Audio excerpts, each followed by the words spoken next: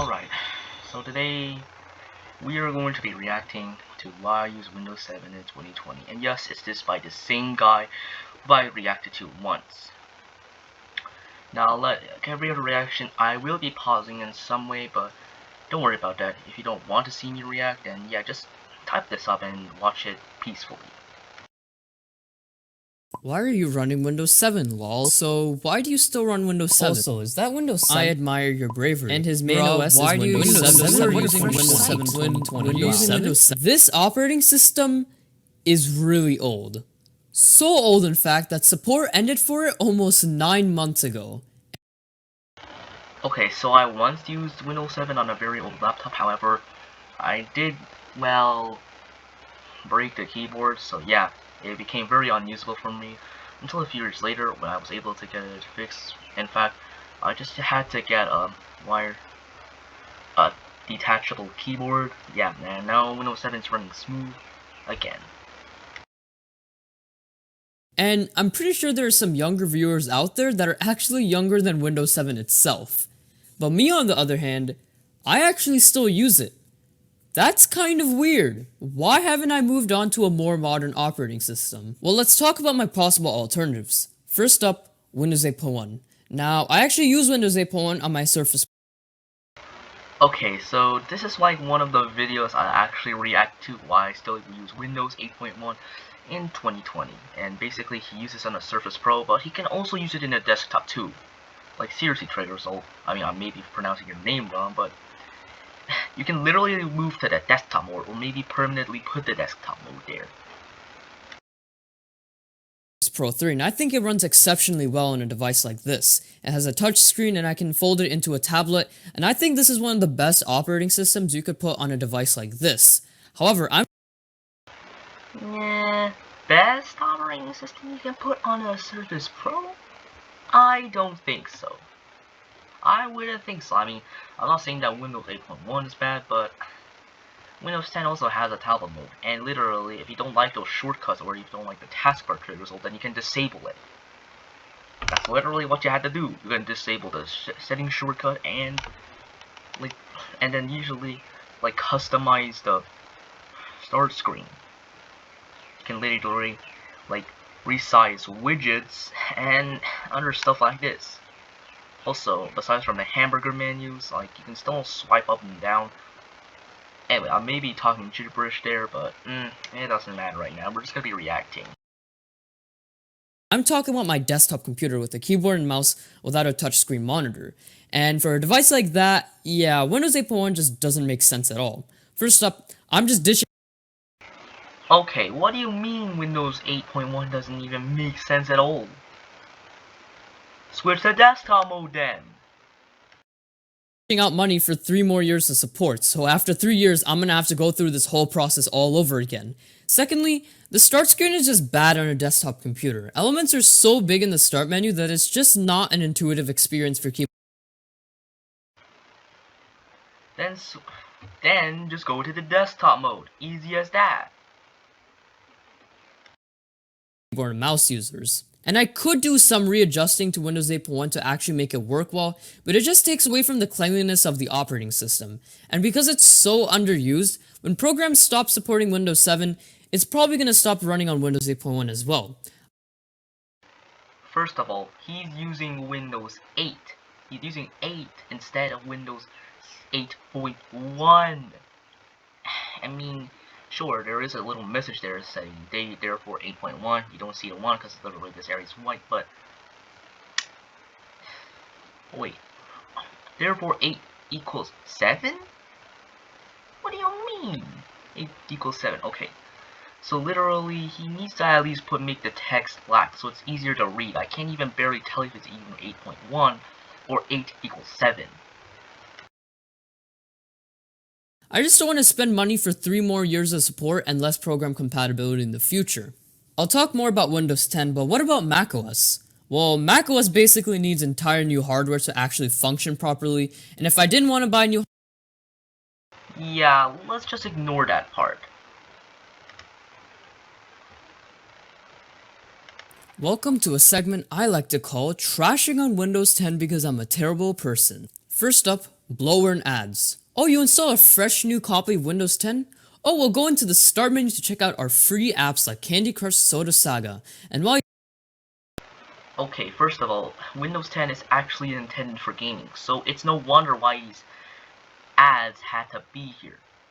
I mean, even you can delete them, but I don't think these ads will actually be coming back anytime soon. You can always, like, delete them. And yes, I don't think they will actually be coming back. Spoiler, he says that when he deletes those ads, they just come back. Oh wow. But in reality, I don't think this would actually happen. you're there, check out our other great third-party.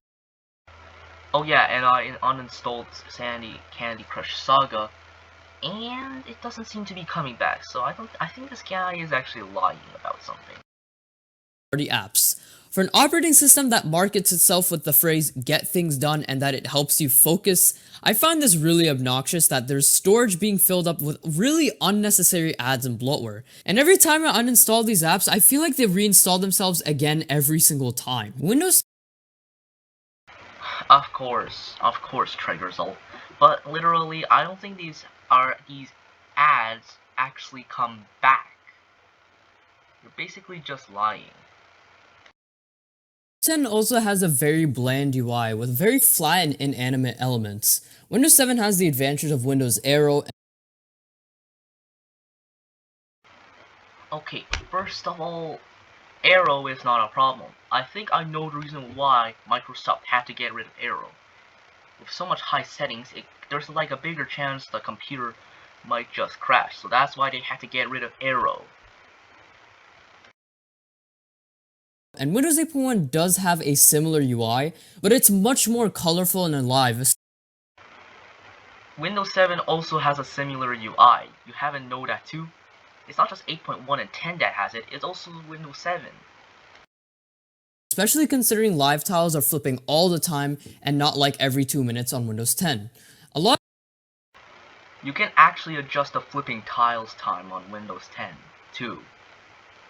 That's not what I think. A lot of this could be fixed, by the way, if it wasn't for Windows 10 breaking themes all the time. And here's a big one. Terrible quality feature updates. I feel like Then get rid of the updates anyway. You don't have to don't judge a operating system just because of its user experience. Just you have to dig deeper, Triggersol. every single time a feature update was released, something has to break, whether it's a program refusing to run properly, to the entire operating system just being a garbled mess. Okay, I'm pretty sure he just turned on tablet mode. And also, why does this Microsoft Edge sign look so old? Guess he was using it in a very old version, so if it approved, then I don't think this should be like a garbled mess. Also, he just turned on tablet mode. And literally you have to just restarted his computer. That's why it's a garbled mess, because he turned on tablet mode, Triggersol. This was one of the biggest reasons why I actually downgraded to Windows 7 back when I used Windows 10 from 2015 to 2017. However, on top of that, Okay, Windows 10 may have bugs, but I think either somebody would have hacked into your computer or, I don't know, something else. there's also many inconsistencies and duplicate programs, which is one of the most controversial things about Windows 10. And you know what? I'll keep this short. Different right-click menus, different setting control menus, different paint programs, and the list goes on. There's so many Yeah, I know. I actually experienced that too, but literally you can either delete any of them if you want. Sure, if you it may make your computer a little buggy, but you can either delete the control menu for settings, Paint 3D or Paint or Paint 3D, Internet Explorer or Microsoft Edge. Although I would recommend you delete Internet Explorer because it's not even useful now you have Microsoft Edge, Windows Media Player, and Groove Music. Like literally, what's the point? Like literally, Windows 10 had to duplicate these programs, and I may be talking a little gibberish here, but first of all, I do think if people want to revisit nostalgia, they can either click on those apps. apps. So yeah, there is no reason why you have to criticize Windows 10 because of this. Duplicate programs and inconsistencies in Windows 10 that it just boggles my mind that they didn't fix this yet. There's also the in-your-face aspect of Windows 10, including it begging you to upgrade to the latest version, sometimes without the user's consent, and I've seen this happen. First of all, many of us now worry more about security updates besides from blue screens of death, and yeah, that's literally all. I mean, if you really want more security updates, you're gonna have to upgrade. You want more security up? Like literally.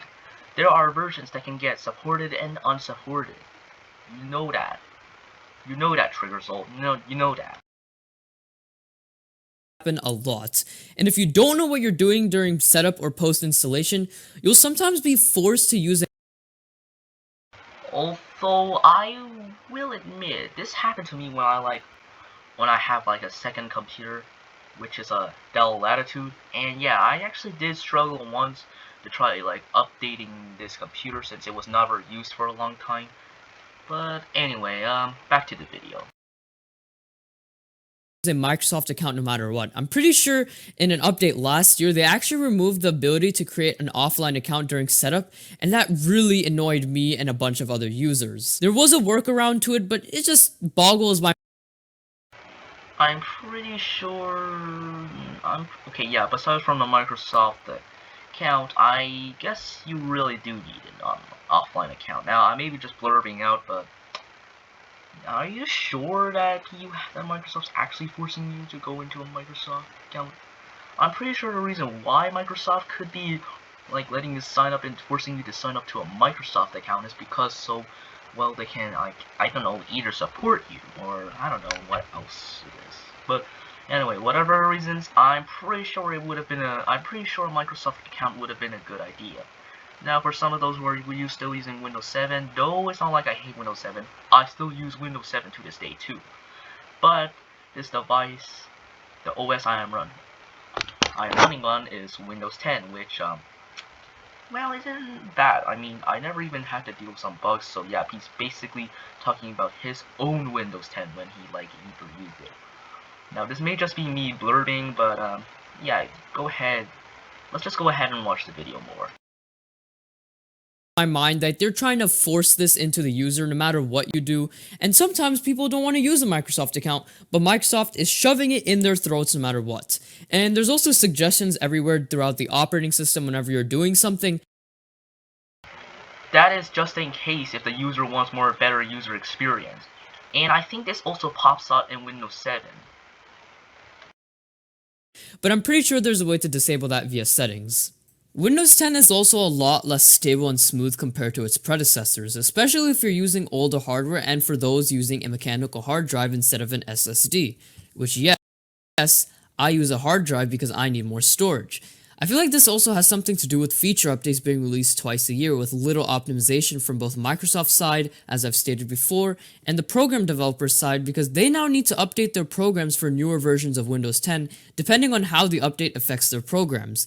However, because the updates are being released twice a year, the cycle happens all over again in the span of about 6 months. With a combination of desktop and tablet UIs, there are times when some elements are just so big in Windows 10 that it just doesn't make sense for mouse and keyboard users, like the settings in the Settings app being big and spaced out, the calculator buttons being larger, file.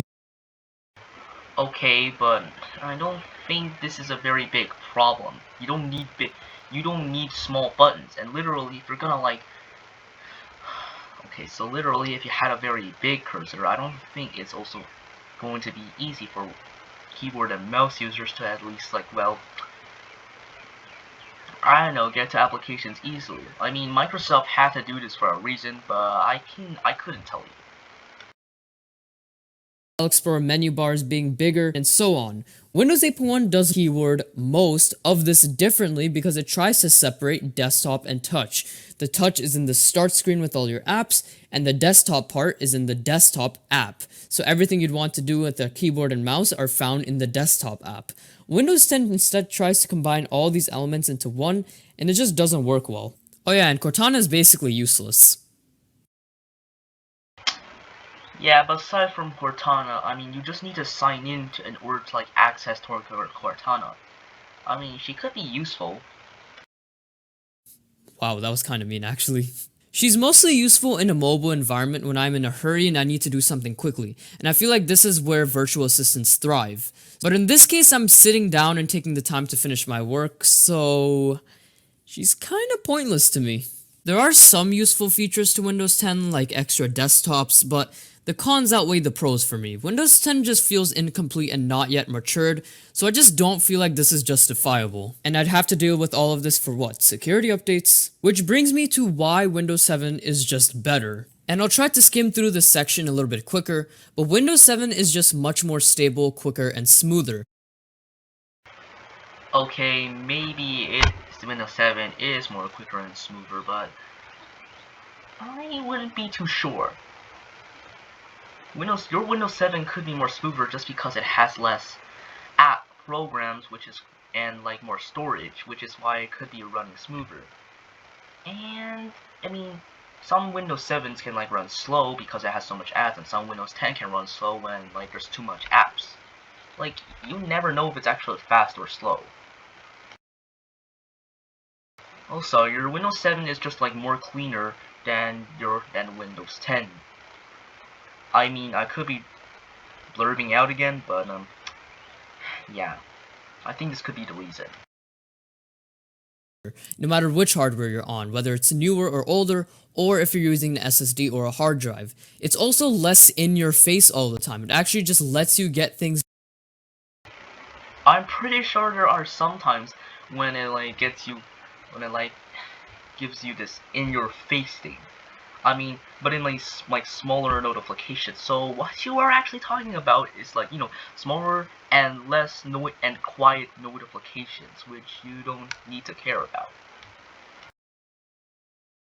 Done without any disturbances, and you're not being begged to use a Microsoft account or update the operating system all the That's because in Windows 7 there was no such thing as a Microsoft account there. time. It's way more consistent than Windows 10, and it's much more reliable as well, meaning that nothing breaks after an update all the time. There's also no bloatware, like the preloaded programs are actually useful. Like seriously, Windows XS. Okay, so the start menu is pretty much more simpler, but I wouldn't be too sure. Like sometimes when you search up stuff, like it doesn't need not all of the stuff actually like you know pops out when you're like searching for like either purple place. Like this once happened to me when I was trying to search for purple place in Windows 7, and yeah, it only showed the file. So literally, that's why tiles had to be there in Windows 10. So you don't have to keep on going around searching there, and then they can go to your applications easily. So it makes no sense to say that, oh, Windows 7 is better because of the start menu. Well, you need to dig further into Windows 10 triggers, or maybe Windows 7. Like, you may never know if there's actually some great features about this. Like, don't judge an operating system all because of its looks. Judge the operating system by its features and its reliability. Like, you can either check the storage, like if it's actually good or not. So basically what you're trying to say is that you don't like tiles at all. And literally, I would say these are technically tiles, except rectangular. Accessories are basically all I need preloaded. Why do I need Candy Crush Soda Saga preloaded with Windows 10? Okay, so first of all, Windows 10 is mostly consisted as a gaming computer, so that's why apps will be like pre-installed in there. I mean, you can still delete them, and I don't think they will be coming back anytime soon. It also has hands down the best start menu of all time. The best start menu of all time? Well, I mean, you need tiles after all, and literally sometimes, well, I mean, the reason why tiles were there in the first place is because, like, not everything will come out of, the search bar when you're, like, searching for either purple place, which you want to play, or, like, a reliable app. For example, I mean, I once tried to search for a file explorer. Actually, I once tried to search for a purple place, but instead, I only got, like, the file mode of purple place. That's why Windows 10 decided to put tiles in there so you can get to these applications much more quickly. Now, I may be saying this the second time, but it's just the case if you didn't actually hear what I said. Like, it's so simple and yet so useful at the same time.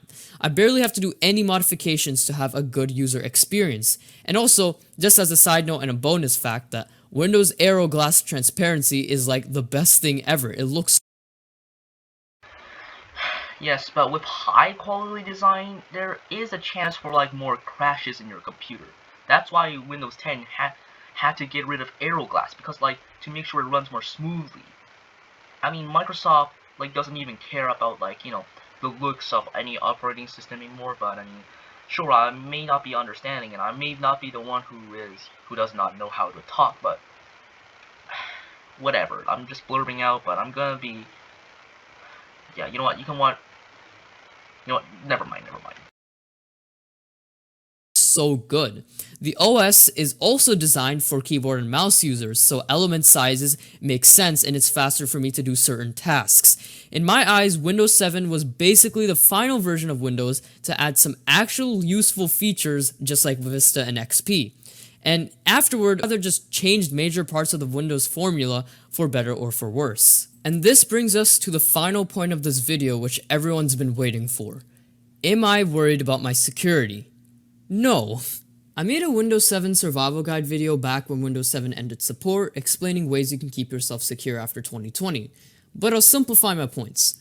Web browsers are still up to date, antiviruses are still up to date, the majority of other programs are still up to date, and we have brains. Windows Update is not only just one layer of security, but it's honestly the last layer of security because all the other factors I just mentioned basically supplement this lack of security updates, and they're the first layers that But is it gonna stay updated for any longer?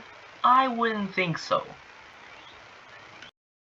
viruses go through before they get to Windows Update and Windows itself. And besides, this operating system was last updated in January of 2020. Unless we were in the early 2010s or the late 2000s, most vulnerabilities at this point have been found, and currently the chances of getting hacked, supported or unsupported, is slim. Now, if I was using this operating system 5 years later, then yeah, this would be a big issue. If my programs are up to date, I'm okay with living without updates. The reason why people don't use XP and Vista anymore is not just because of security updates, but because programs are out of support, which is a much bigger security risk than Windows Update. And Windows 7, and these programs will then be stopped. And Windows 7 will no longer support the very later versions of those programs either. Like literally, it's gonna be the same as XP and Vista 2 one day. I'm not encouraging that everyone just starts using out-of-date operating systems. This is just a personal preference, and I'm just not quite ready to make the transition to Windows 10 yet. But what does the future entail for me? I've been keeping up to date on Windows 10 over the past year or two using Windows 7, and I have to say that Windows 10 is finally maturing properly. And here in 2022, waiting for Triggersoft to make a video to see how much Windows 10 has actually improved. His latest video is actually this one. That's literally all. Are starting to look like they're in the right place now, even if nothing is perfect. I've also started using a Microsoft account more and more on my phone and my Surface Pro 3 running Windows 8.1, so Windows 10 is starting to become a more appealing option to me. I might be upgrading to Windows 10 sooner or later, maybe in a month or two once the next version 2009, finally comes out. However, for the time being, I think I'll stick with Windows 7 and wait for a few more things to be ironed out. And okay, so I am one of those Windows 10 users, and I will have a little bit of some compliments about Windows 7. Okay, so I may have mentioned Aero Glass, which is a good feature, but I mean it can get your system to like crash even more and more often. Also, Triggersoul, if you're actually reacting to this, no, I do not hate you at all. However, basically, I think you really need to dig a little further into Windows 10. Well, or maybe post a video about about how much Windows 10 has actually improved. And literally, your latest video right now is this one from 4 months ago. Now, I was more explanatory when it came to this video, but still, Windows 10 actually already looks a lot like Windows 7. And also, what I'm seeing in the corner is Microsoft Edge right there. Why are you using it if you say it's a duplicate program? It makes no sense at all. And in the bottom, you have Internet Explorer too, so it makes a little no sense. But anyway, I am done reacting to this video, and see you later.